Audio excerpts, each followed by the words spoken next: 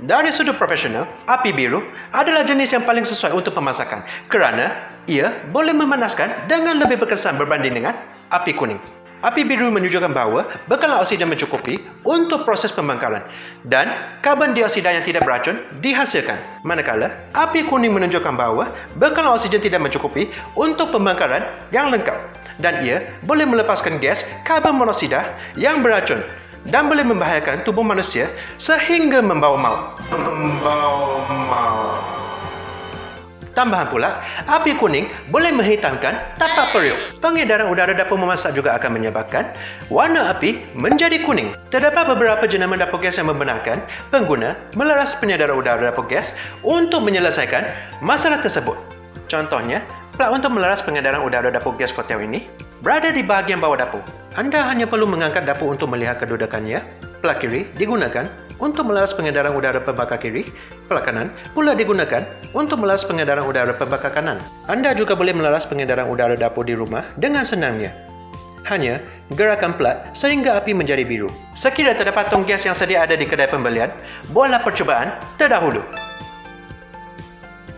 Kriteria utama untuk dipertimbangkan semasa memilih dapur gas adalah ciri keselamatannya. Selalu pastikan anda memilih dapur gas yang mempunyai safety device. Fungsi ini memutuskan aliran gas secara automatik sekiranya api dapur dipadamkan mahunya ditiup angin atau disiram air.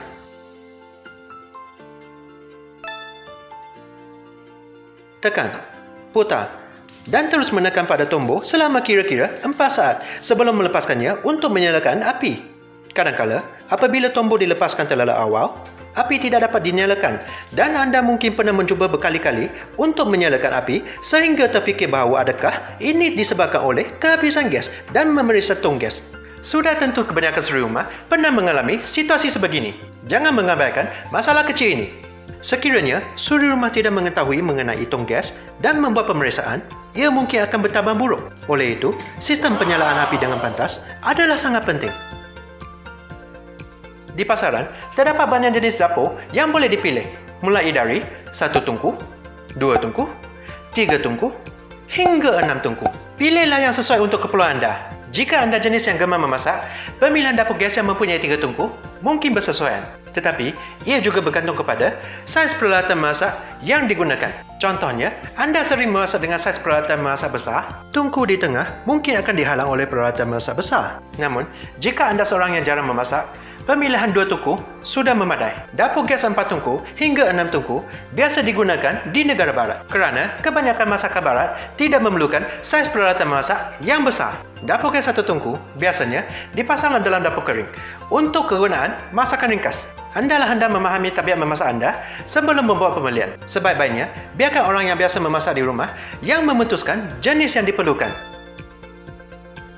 Saya sering terima aduan daripada pelanggan yang membeli dapur gas yang tidak berkualiti, ring burnernya membengkok. Tambahan pula, masalah masih berkekalan walaupun pengguna telah menukarkan ring burner yang baru. Ring burner berkualiti diperbuat daripada tembaga tulen kerana bahan ini lebih tahan panas. Ring burner yang tidak berkualiti biasanya diperbuat daripada tembaga campuran. Ia mudah membengkok setelah diguna kerana ia tidak dapat menahan suhu yang tinggi. Ketebalan ring burner juga salah satu faktor yang penting. Ring burner yang berkualiti lebih tebal, manakala ring burner yang tidak berkualiti lebih nipis. Perhatikanlah kualiti ring burner semasa memilih dapur gas untuk mengelakkan kerosakan dan pembaziran wang pada masa depan.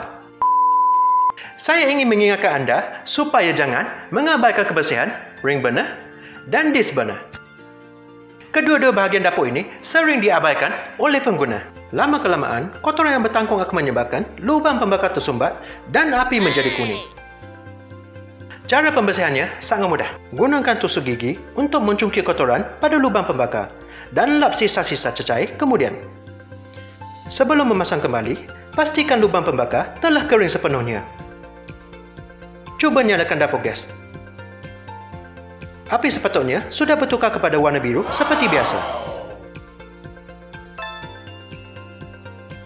Sebelum pemasangan dapur gas, pembukaan harus dibuat di permukaan dapur atau kabinet. Dan los pembukaan hendaklah sekata dengan yang disebut di dalam manual pasangan dapur gas. Sekiranya anda hendak menukar dapur gas yang sudah sedia ada, bongkarlah dapur lama terdahulu untuk menentukan keluasan pembukaan.